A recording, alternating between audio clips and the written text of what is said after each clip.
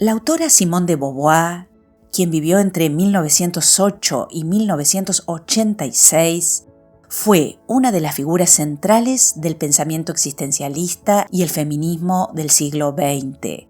Su libro El segundo sexo, publicado en 1949, se erige como uno de los ensayos filosóficos más influyentes de nuestro tiempo. Su relevancia es tal que todo el pensamiento feminista posterior ha tenido que dialogar con sus postulados, ya sea para expandirlos o para reinterpretarlos. En este libro su diagnóstico reflejaba fielmente las estructuras patriarcales de la sociedad de posguerra, la dependencia económica, las normas morales restrictivas y la falta de autonomía vital de las mujeres de su tiempo. Sin embargo, aunque muchas de estas condiciones han cambiado, su crítica no pertenece por completo al pasado.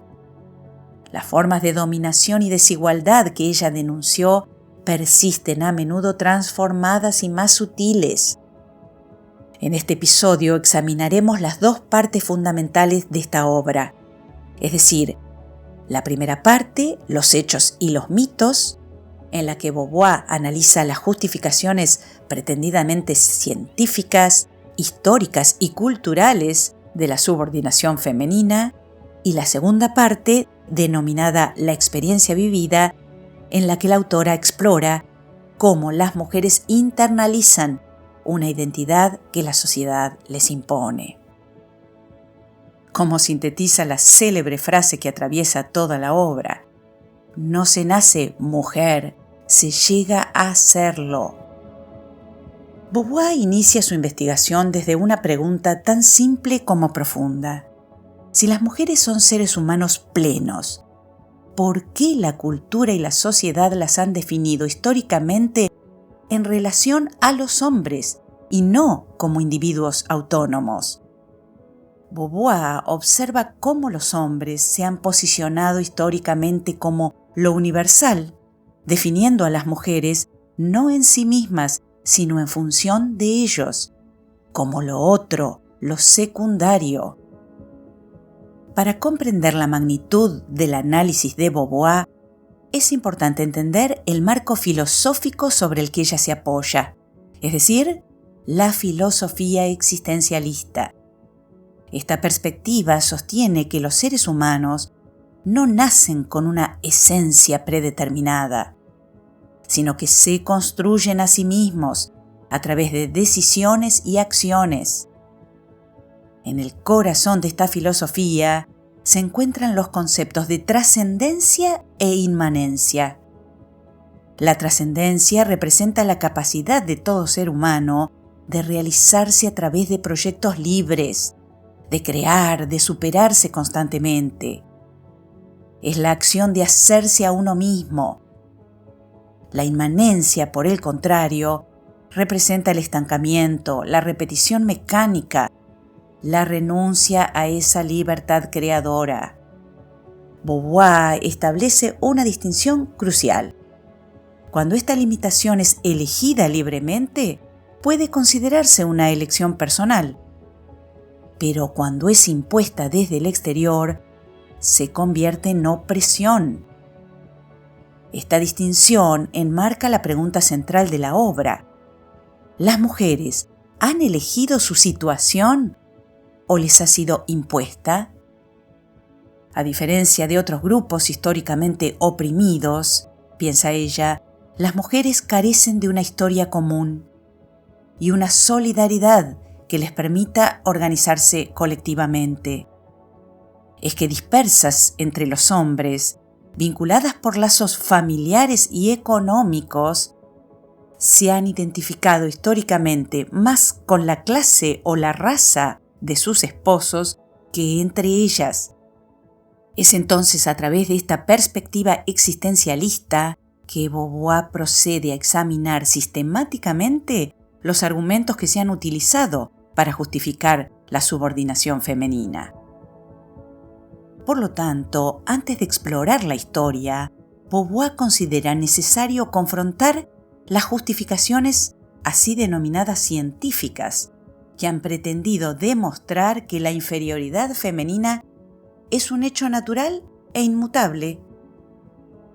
Aborda sistemáticamente la biología, el psicoanálisis y la economía a través de la lente del materialismo histórico. No para rechazarlos completamente, sino para demostrar que si bien ofrecen datos valiosos, sus diagnósticos no constituyen un destino irrevocable. Beauvoir reconoce que existen diferencias biológicas evidentes entre hombres y mujeres. Sin embargo, su argumento central es que estos hechos biológicos por sí mismos no justifican una jerarquía social. Critica entonces las definiciones que reducen a la mujer exclusivamente a su capacidad reproductiva. Si bien el cuerpo es fundamental, dado que es nuestro instrumento para relacionarnos con el mundo, el significado que le atribuimos a las diferencias biológicas está determinado por el contexto social y cultural. Una sociedad no es simplemente un conjunto de organismos biológicos, es una realidad histórica en la que los individuos trascienden su dimensión puramente natural. Por otra parte, al analizar las teorías psicoanalíticas de su época, Beauvoir señala dos problemas fundamentales en la descripción freudiana de la sexualidad femenina. Primero, que en la óptica de Freud, esta sexualidad está modelada sobre la experiencia masculina, tratando lo masculino como la norma universal. Y segundo, que da por sentada la autoridad del padre, pero sin explicar su origen social, es decir, tratándola como un hecho natural, en lugar de como una construcción cultural. Por lo tanto, Beauvoir cuestiona la idea freudiana de que las niñas sufren envidia del pene. Sostiene que cuando este sentimiento existe, es el resultado de una valoración social previa que otorga privilegios a lo masculino. Las niñas, en todo caso, no envidian el órgano en sí, sino el poder y los privilegios que la sociedad asocia con él.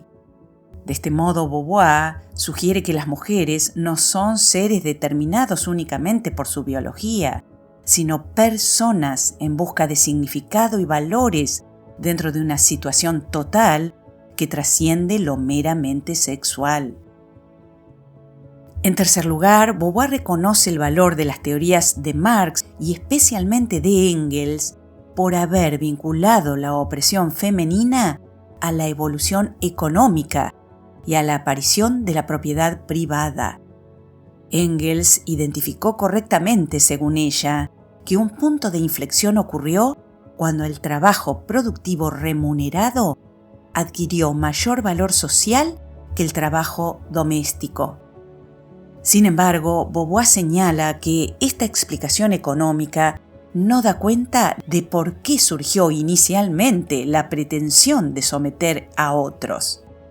Si las relaciones originales hubieran sido de colaboración genuina, argumenta, la división del trabajo podría haberse organizado como una asociación equitativa, en lugar de convertirse en un mecanismo de subyugación. Así, al examinar críticamente estas tres perspectivas, es decir, la biológica, la psicológica y la económica, Beauvoir realiza un trabajo filosófico esencial, demostrando que ninguna de ellas por sí sola justifica la subordinación femenina como inevitable. Y esto la obliga a dirigir la investigación hacia la realidad histórica concreta, hacia cómo esta situación se ha ido construyendo a lo largo del tiempo. El análisis histórico de Beauvoir demuestra empíricamente su tesis. El patriarcado no es el estado natural de la humanidad, sino un sistema que se ha construido y consolidado a lo largo de milenios. Así, la tesis fundamental de Beauvoir aquí sobre el origen de esta jerarquía es que la valoración social no se basó en el dar vida, que es una función natural y repetitiva propia de la mujer, sino en arriesgarla. El guerrero, el cazador, al poner en juego su propia existencia, adquirieron un prestigio que las tareas reproductivas no otorgaban. Así, la capacidad de transformar activamente el mundo se comenzó a valorar por encima de la capacidad de perpetuar la vida. La evolución de esta subordinación puede entonces tratarse a través de etapas históricas clave.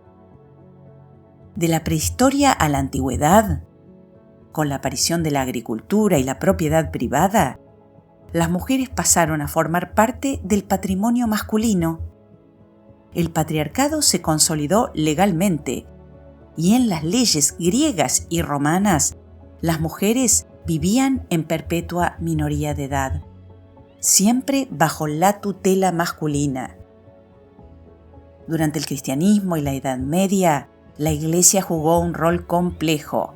Por un lado, exaltó la figura de la Madre de Dios, pero por otro, a través de pensadores como San Pablo y Santo Tomás de Aquino, consolidó teológicamente la subordinación femenina, presentando a las mujeres como seres incompletos en la creación divina. De la modernidad a la revolución industrial, la burguesía reforzó el ideal de la mujer como ángel del hogar, y la Revolución Francesa, a pesar de sus ideales de libertad, igualdad y fraternidad, no mejoró significativamente la situación femenina. Beauvoir identifica un punto de inflexión crucial en el siglo XIX, con la entrada masiva de las mujeres en el trabajo industrial remunerado. Este evento, considera ella, abrió nuevas posibilidades de emancipación económica para la mujer, aunque también la sometió a nuevos desafíos como la doble jornada laboral, es decir, en su trabajo externo, pero también en el hogar, y la discriminación salarial. Así, el análisis histórico de Beauvoir culmina en una conclusión poderosa. Parafraseando a Marx, establece que no es la inferioridad de las mujeres lo que ha determinado su papel secundario en la historia, sino su papel secundario en la historia lo que ha creado la percepción de su inferioridad. Pero los hechos históricos por sí solos, considera, no son suficientes para perpetuar esta estructura. Necesitan ser justificados y naturalizados en el imaginario colectivo a través de mitos y representaciones culturales. Como figura positiva, la mujer es proyectada como la naturaleza maternal, que nutre y protege, como la musa inspiradora, como promesa de belleza y salvación. Es la madre abnegada, la esposa devota, la inspiración del artista. Simultáneamente, como figura negativa, se la asocia con el caos, el peligro, la tentación y el pecado. Los arquetipos de Eva y Pandora ejemplifican esta visión. La mujer como fuente del mal que entró al mundo a acompañar al hombre. En ambos casos, ya sea como santa o como tentadora, la mujer es definida desde una perspectiva externa. Es un objeto de veneración o de miedo, pero rara vez se la representa como un individuo, con proyectos y aspiraciones propias, como un sujeto autónomo. Beauvoir demuestra cómo este imaginario se perpetúa incluso en la literatura y el arte. Analiza diversos autores que desde distintas perspectivas, estéticas y filosóficas, han perpetuado representaciones limitadas de las mujeres, como complemento perfecto del hombre, como objeto de deseo, como símbolo de belleza o pureza. En este panorama, Beauvoir destaca la figura del escritor Stendhal como una notable excepción. Lo considera como uno de los pocos escritores que logró ver más allá de los estereotipos y reconocer a las mujeres como individuos complejos.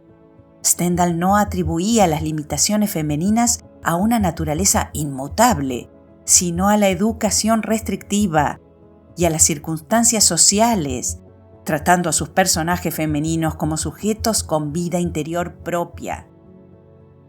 Por lo tanto, el análisis de Simone de Beauvoir en Los hechos y los mitos es un examen sistemático y riguroso que demuestra que la condición subordinada de las mujeres no es natural ni inevitable, no es un destino biológico, ni una fatalidad psicológica, ni una necesidad histórica, sino una construcción social y cultural que ha servido a determinados intereses y se ha perpetuado a través de instituciones y símbolos.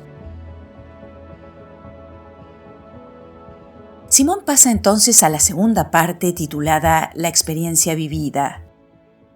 Y hay que señalar aquí que en la historia del pensamiento existencialista y feminista, pocas frases han resonado con tanta fuerza como la tesis central de Simone de Beauvoir aquí.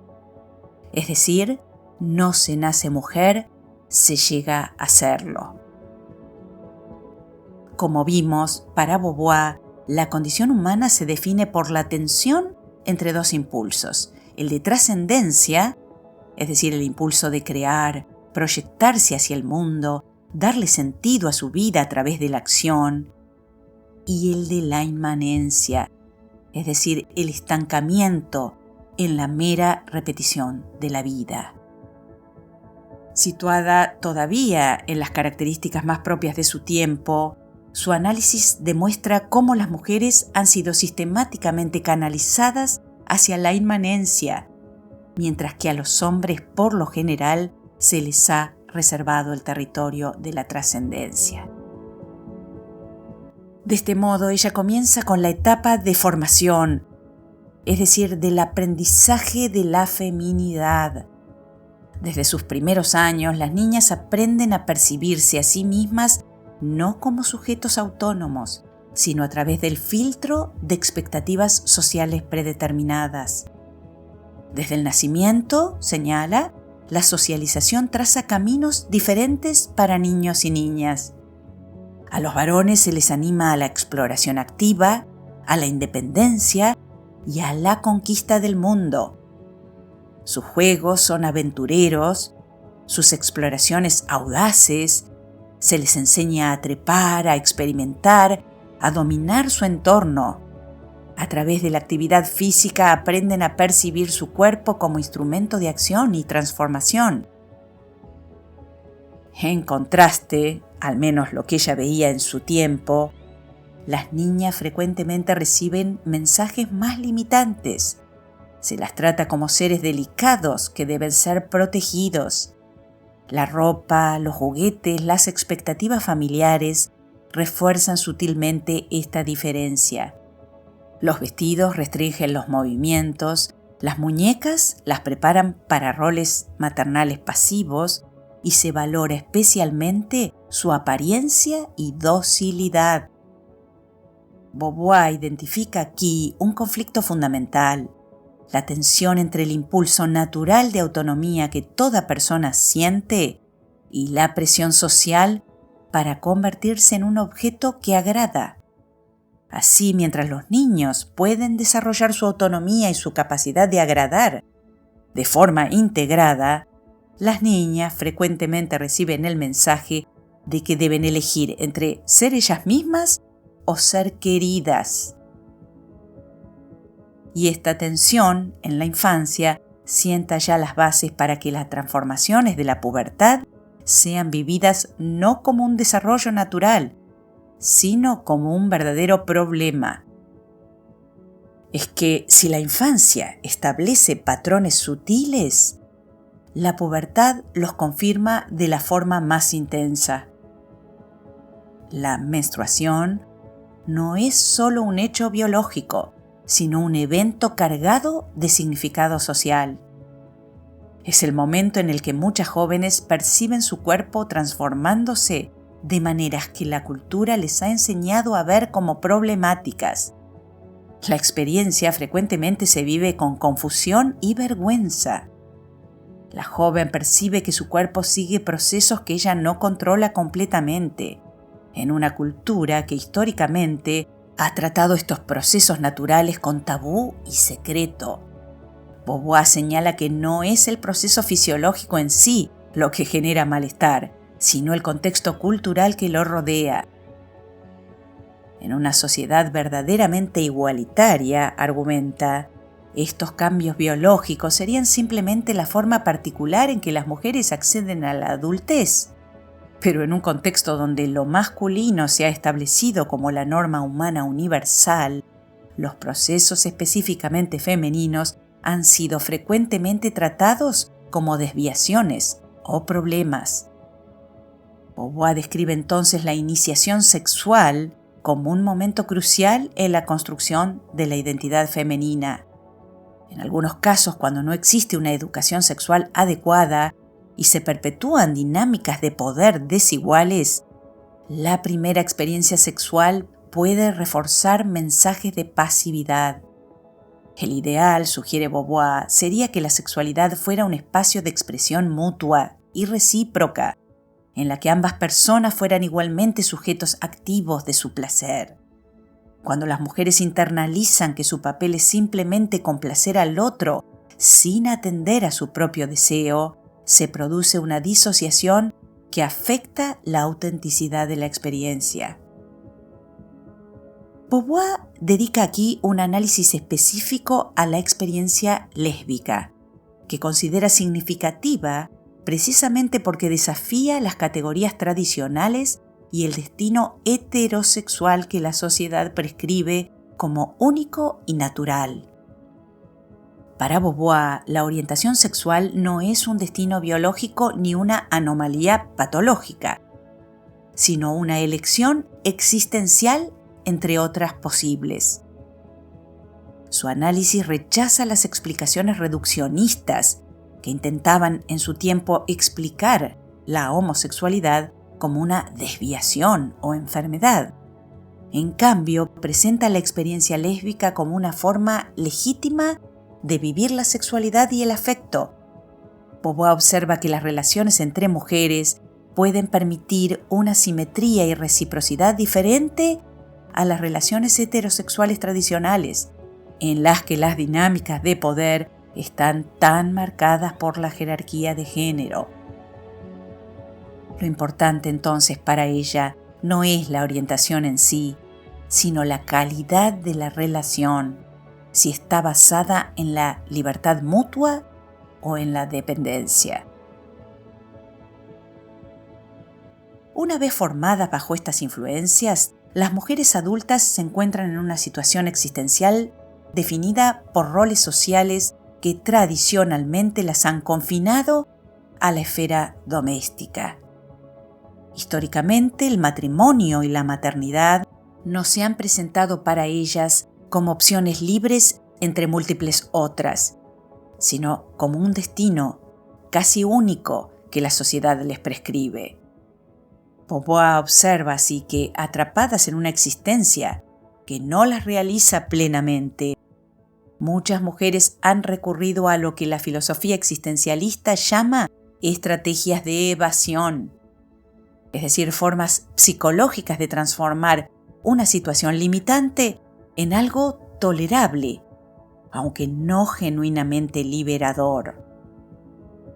Analiza entonces el estado de la mujer casada y dice que el matrimonio tradicional representaba por lo general el destino socialmente esperado para la mujer. A cambio de estatus y seguridad económica, las mujeres se convertían en administradoras del hogar, mientras sus maridos ocupaban la esfera pública. Él era el productor, el que se relacionaba con el mundo exterior y la economía. Ella quedaba por lo general relegada al ámbito doméstico. Beauvoir describe esta situación con agudeza. La ve como una prisión, pero una prisión dorada, porque el acuerdo matrimonial ofrecía respetabilidad social y protección económica, convirtiendo a la mujer, en cierto sentido, en cómplice de su propia limitación. El hogar se transformaba en su único reino. un espacio donde intentaba forjar significado, y esto lo hacía a través del cuidado de los objetos, la limpieza, la decoración, la cocina. La mujer buscaba una afirmación de su identidad. Sin embargo, este dominio era limitado. Su labor era una lucha repetitiva contra el desorden, una batalla que nunca producía nada verdaderamente nuevo, ni la conectaba con el mundo más amplio. Así, sin proyectos que trascendieran el ámbito doméstico, la mujer casada tradicional buscaba su identidad en lo que poseía más que en lo que hacía, en una rutina que la consumía sin realizarla plenamente. Beauvoir pasa entonces a examinar críticamente el mito social de la maternidad como la realización suprema y casi única de la feminidad. Reconoce que el embarazo y la crianza son experiencias profundamente significativas, pero cuestiona la idea de que constituyan el único camino válido de realización para las mujeres. El embarazo, señala, implica una transformación corporal profunda, en la que la mujer experimenta su cuerpo sirviendo a la continuación de la especie. Así, la relación con la maternidad es compleja y variada. Puede ser, sí, fuente de profunda satisfacción, pero también de ambivalencias. Beauvoir observa que la maternidad, lejos de ser un instinto simple y uniforme, es una relación humana compleja que puede incluir narcisismo, al ver al hijo como extensión de una misma, como también involucrar la proyección de frustraciones propias e incluso dinámicas de control. Algunas madres proyectan en sus hijos varones las ambiciones que no pudieron realizar, intentando vivir a través de sus logros. Y con las hijas la relación puede ser aún más ambivalente. La madre puede ver en ella tanto a su continuación como a su rival.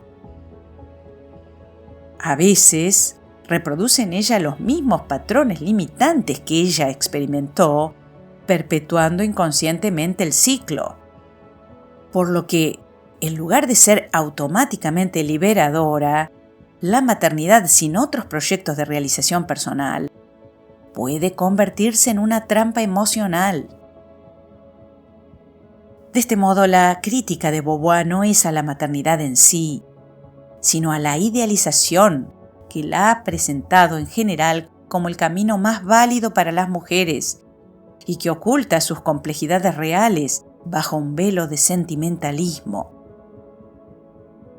Ante una existencia que no las satisface plenamente, algunas mujeres buscan justificarse a través de vías alternativas que, si bien comprensibles, no resuelven el problema fundamental. Y así aparece la figura de la narcisista, que busca la realización convirtiéndose en su propio proyecto.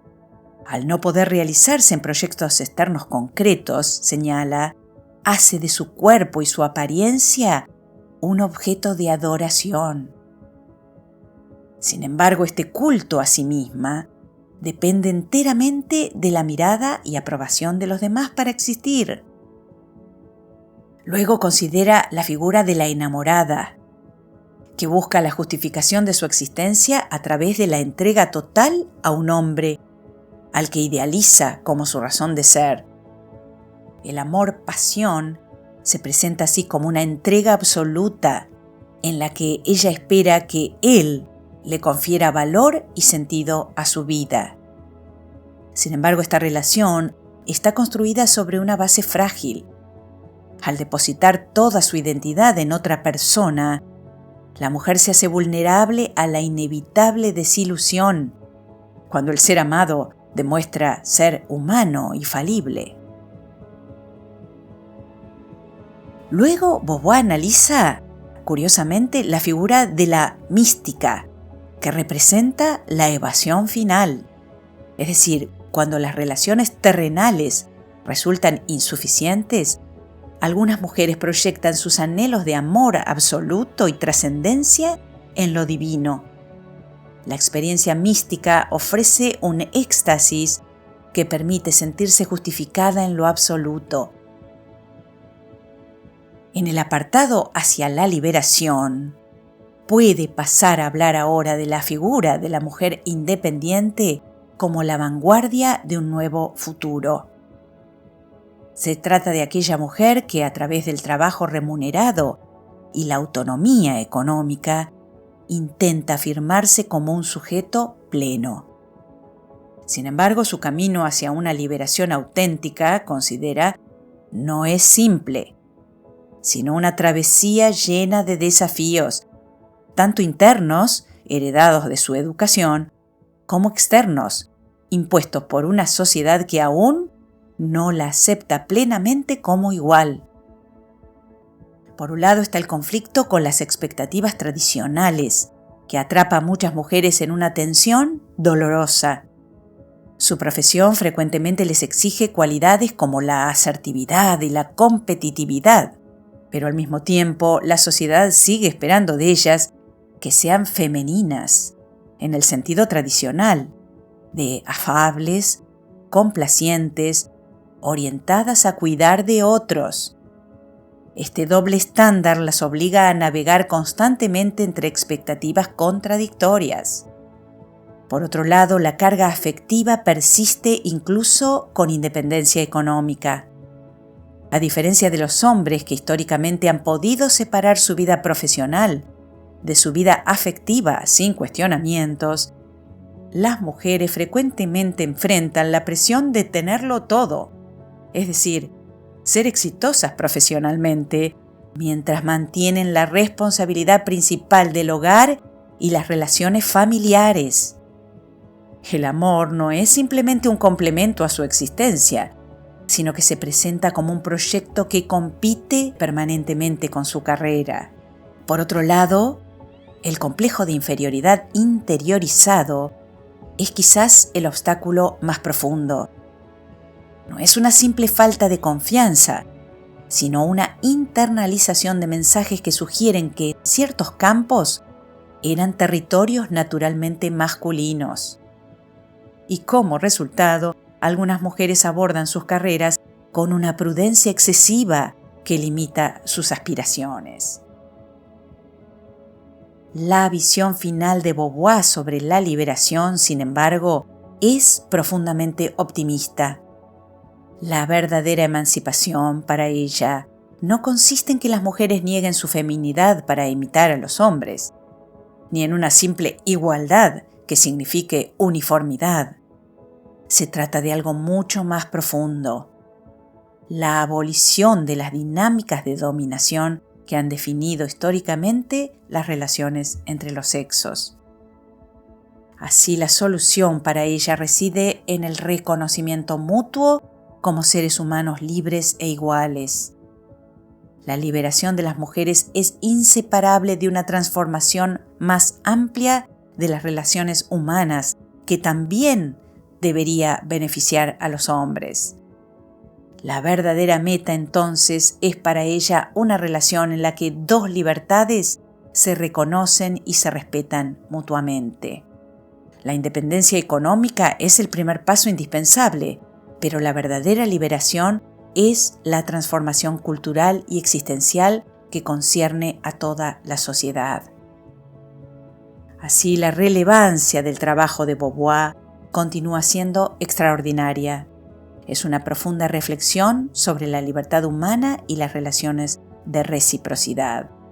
Y así, en un mundo que todavía lucha con desigualdades de género, aunque de formas a veces diferentes a las de 1949, el libro El segundo sexo nos recuerda que estas desigualdades son construcciones históricas y como tales pueden ser deconstruidas y transformadas. La pregunta no es, entonces, si es posible crear un mundo más justo, sino si tenemos la voluntad y el coraje de construirlo. Hasta aquí entonces el episodio de hoy. Y para recorrer estas ideas en imágenes, como saben, las encuentran junto con muchas otras en nuestro canal.